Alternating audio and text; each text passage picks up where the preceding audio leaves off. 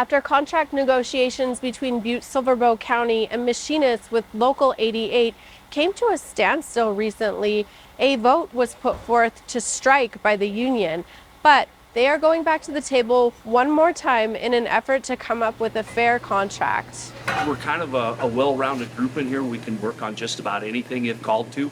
So some days, most days I work on fire trucks, but if need be, I can work on an excavator or a plow or forklift or a weed whacker, whatever it calls for. Tim Seymour is one of 9 mechanics tasked with working on over 900 pieces of equipment in a behind-the-scenes role that allows other departments with the county to get back to work when their equipment fails.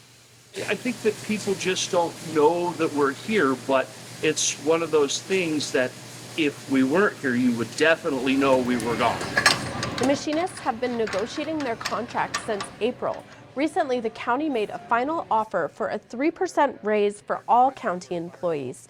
Tim and his team say this offer is not fair and only benefits employees making around $100,000. What we're asking for from the county is to come away from that percentage base and go to a dollar-based bargaining so that we can close that gap a little bit, because the top is getting further away from the bottom. And we want to close that gap for everybody in the county. Here we have ladder 1. This is our ladder truck for Butte Silver Bowl.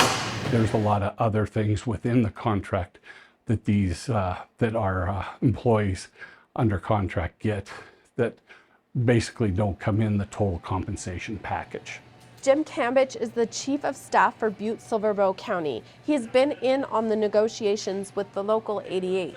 He says the county has submitted a joint request to the Montana Board of Appeals for mediation as the next step. In the perfect world, you like to be able to help everyone as much as you can, but when it really comes down to it, there are only so many tax dollars, and we do have a fiduciary responsibility to the taxpayers of this community.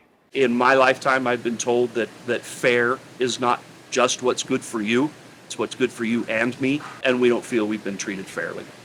Butte members of the International Association of Machinists and Aerospace Workers say that a strike could still be on the table if a fair contract cannot be negotiated. In Butte, Megan Thompson, MTN News.